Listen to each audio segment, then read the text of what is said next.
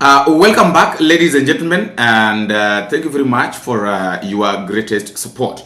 Let me start by asking this question: that how did the government, how did the members of parliament, how can let me ask that way, that how can members of parliament decide to pass a budget, fully support and pass a budget that cost a total of 4 trillion Kenya shillings?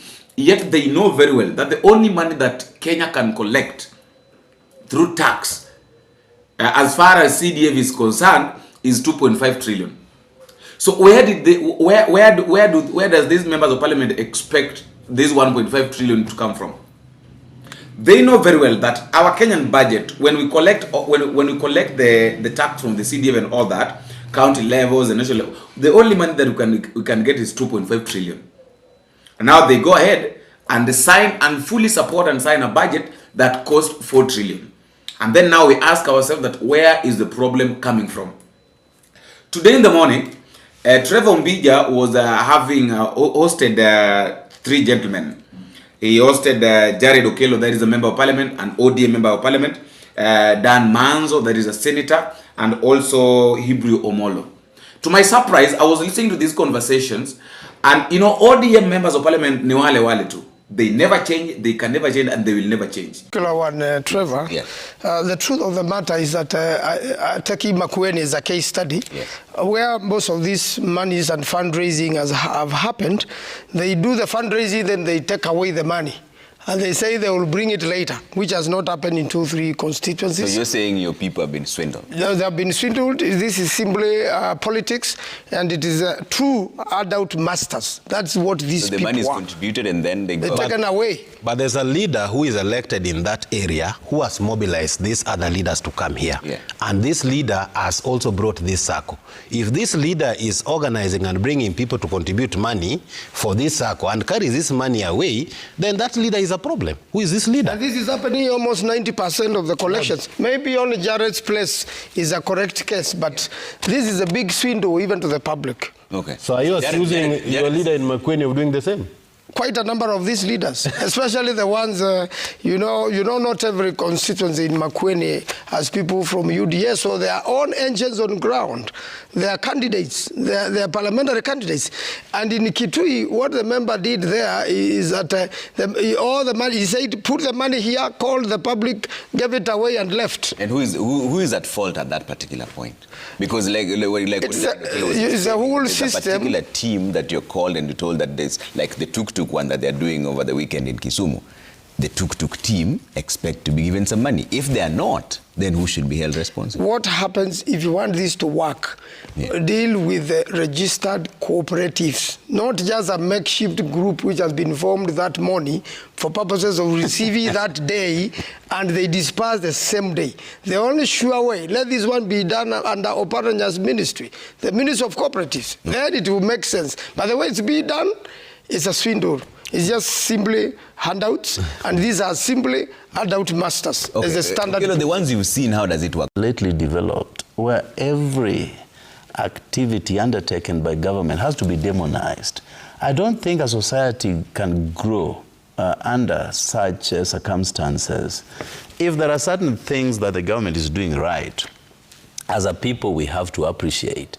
But if there are certain things that they do wrong or in a wrong fashion, yeah, then we have to voice those concerns. And in fact, from my political party, ODM, led by Right Honorable Raila Amolo Odinga, even though we have a working arrangement signed in public glare between the president and Right Honorable Raila Odinga, we have always come out to voice our concerns in areas where we think there are misperfections. Yeah. So that is not going to stop. There are concerns that ODM itself will split because of the position in terms of should you be in the broad-based or not. Well, that was actually informed by a TV interview like this by our Secretary General, who then 2 days later was addressing the country on our tight grip with President Ruto's Kenya Kwanza.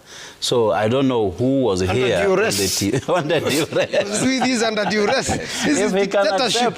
If he can accept to read things under duress, then he's a wrong Secretary General. It's dictatorship. Was he under duress from the ODM? Where? Was he under duress from the ODM? That is what I'm hearing. You see the facial expression. But putting things into perspective, Yeah. I'm also Secretary of Public Policy and Economic Affairs of ODM Party. When I speak here, I speak as Jared Okello. Not that I was sent in the morning by ODM to come and say what I'm saying. And similarly, there are certain times our Secretary General would be speaking like Honorable Sifuna, away from the position of our political party. And he has rights to do so. So we only need to distinguish between Sifuna the SG and Sifuna the person. So the one who read our communique to the public the other day, The dictatorship. was now Sifuna, the Secretary General of our political party. And Is you could see he actually walked back on all the things he had stated here before on the live show. So let's distinguish. Yeah. And the one who was speaking where you're sitting. Yes, That was... like now I'm talking like Jared Okello. If the party will feel a little discomfort on my pronouncements here, and they ask me to read something that is contrary, I will read it like yesterday. Because now that is the position. No, not under duress. I usually don't get under duress. And if I do, I will quit. Okay. Imagine, you and I knows very well that this money that Kithure Kindiki is using for, let me call it cloud chasing, because it's not empowerment. Empowerment, there's no single way you're talking about empowerment and you are going to give people 64 Kenya shillings. What is 64? 64 Kenya shillings that haitoshi mkate. Haiwezi kanunua maziwa, haiwezi kanunua hata sukari. And then you are there just stamping that you've given them, we are issuing out 64 ati unafanya empowerment. Now, it was very clear. The question was, where is this money coming from? And why is it that Kithure Kindiki is so much out there in the issue of empowerment? What is the game? Watu wanacheza mchezo gani? Aya. Jared Okello is saying that this money that Kithure Kindiki is using ni pesa ya wananchi. So kama ni pesa ya wananchi, mbona wasipewe pesa yao? Jinsi ambavyo inatakikana. There is no way you can go and take 31 people 2,000 shillings and then tell them to divide by themselves. Issue of corruption. Just as my friend, my two gentlemen here have said, there is no lacuna in laws. Because again, we have to recognize that we have Chapter 6 of our Constitution on leadership and integrity, which is exhaustive enough. But again, Parliament was also mandated to bring in additional laws that are enforceable around the subject.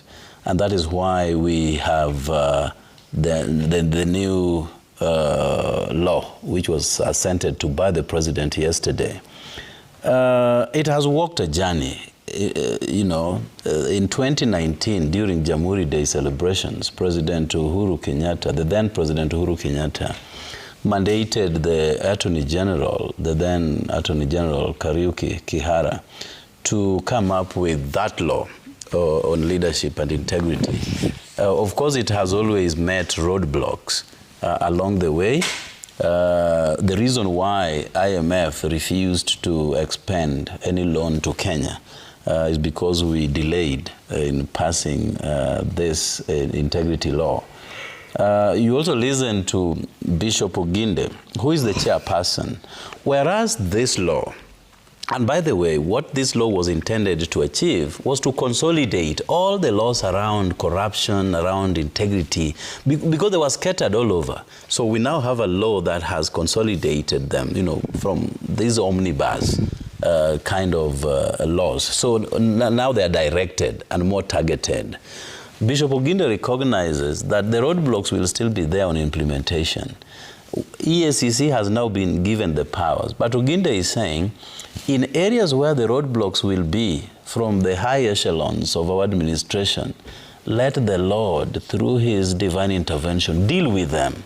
just the way he dealt with Judas and the people he has mentioned in his prayers. And that is actually why you have run the entire prayer, so that the country knows that it does not stop with Oginde. It is not just about our prosecutorial powers. There's also a God in heaven who will be watching to deal with you as and when you refuse to play ball.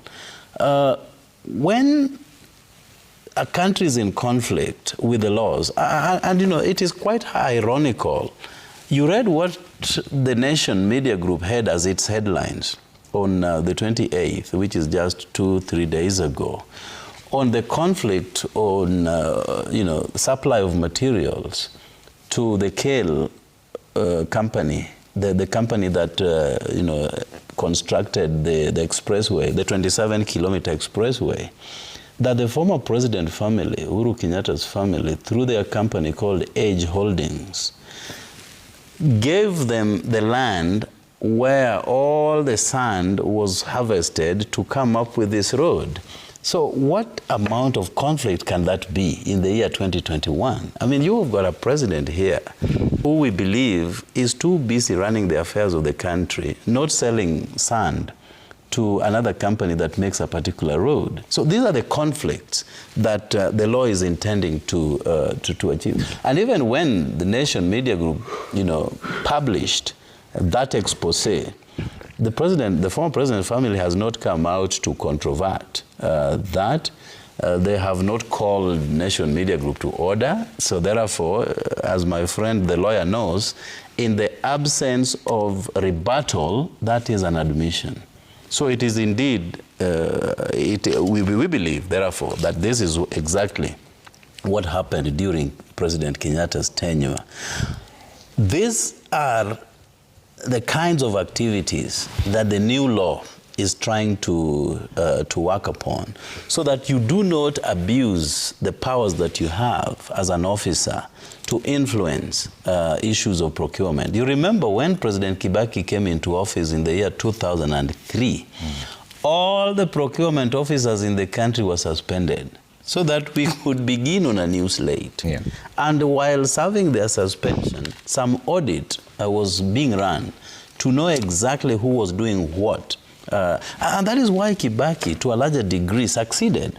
Because the problem is with procurement. A pen like this one that I'm holding may be going for 12 shillings out there in the market. But look at what the government pays for a similar pen, up to about 100 shillings. So where is the problem? The problem... But there's also the cost of doing business, the waiting period, the interest that people accrue, because for sure the government will not pay you the next day.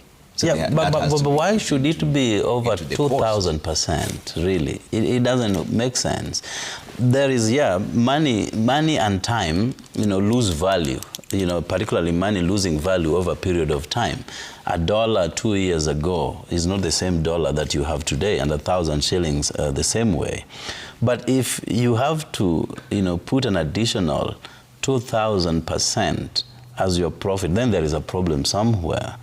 The moment the country recognizes that the resources that we have, firstly, are enough for everybody, if we stop the greed, then I think we are going to develop. Even with all these rosy laws that we are coming up with, if they are not enforced, then we are still not doing enough. They have extended it downwards, that members of county assembly, because we do that in parliament every often, where we declare the wealth that we have. So members of county assembly who have not been doing it have now been brought into the fray. But that is not enough, because many people tend to under-declare. But now the law is saying that there will be forfeiture proceedings instituted against you if you fail to declare that this premises belongs to Trevor Mbija. So you will have to pay for that misnomer. So I think that we are trying to tighten our rules around that, but we also need a goodwill from the government, because the government is the #1 roadblock. If I'm arrested, for instance, and I have a friend who works in the judiciary, I will definitely make a phone call there so that they can go slow on me on certain things. So as a country, we have to step back and reflect further. whether it is the rule that will govern our transactions or just our good behavior as a country. And that is why when you're tightening rules around alcohol, you know, I'm least bothered because I'm not a customer. So the moment Kenya will come to the realization that this is our country, let us all safeguard it. Even if you tighten rules, they will be inapplicable to me because I don't belong to that category. All right. Manzo, you understand? Though Nakada says these are just proposals, but is this, where do you draw the line between the overall effect vis-a-vis business interests for the people? Well, firstly, good morning. Good morning, Kenya. And I'm glad to be back to the studio. Anything that has an effect of law must go through Parliament, because Parliament is the only organ, the only body mandated to legislate. Whether it is an act of Parliament, which will, in effect, be signed by the President, or a regulation, and that is why both houses have what we call the delegated legislation as a committee. So yes, there are proposals, but again, you can ask yourselves, if state agencies are given powers to make their own laws, and they have such kinds of proposals and be made into law without being subjected to public participation and coming through Parliament, then you can imagine where we can be as a country. And therefore, we also have laws that govern how legislation should happen. Some of them are very tough, and they have really created a fury within the public glare.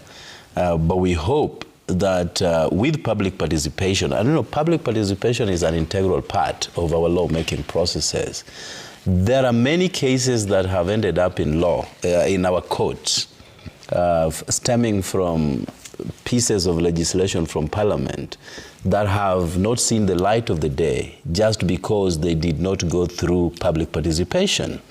And you remember, a court has also pronounced itself on the kind of public participation that must be carried out. That one, it has to be quantitative, meaning they have to, through an empirical data, show the number of people who were talked to or who gave out their views in that kind of regard. And number two, it has to be qualitative. You know, you don't just bring people across the naysayers or the yes men or yes women.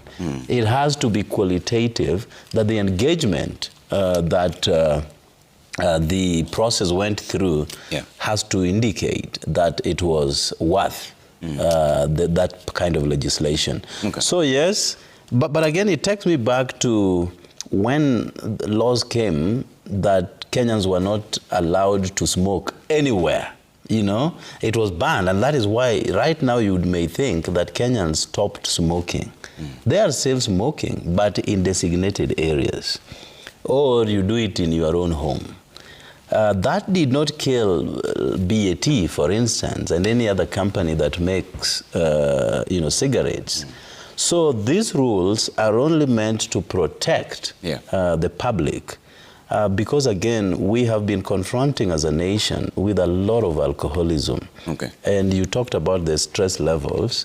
So those stresses, people end up getting into alcohol, to, at least soothe their feelings. Okay. We have seen mushrooming of rehabilitation centers across the country just because of this kind of problem. So NACADA is trying to address a societal problem, not necessarily cutting back on businesses, because people who drink will still find a way of drinking, but you don't want to make it so available and lower the age upon which somebody can start drinking. Okay. And that is why it has been up to 21, and then from 21, only 25 and above can be able to advertise. Okay. So I think we are on the right track. We're on the right track. Manzo, is the government... Now what wameshinda hapo kuanzia asubuhi mpaka jioni. And then you tell us that this money that these guys are using, some of the ODM members of parliament, some of the ODM people, wanaona ya kwamba now wamefika pale ambapo wanafaa. They don't consider other people. They completely don't consider other people. They don't look at this thing this way, that okay, what are we supposed to do, or what are we going to do?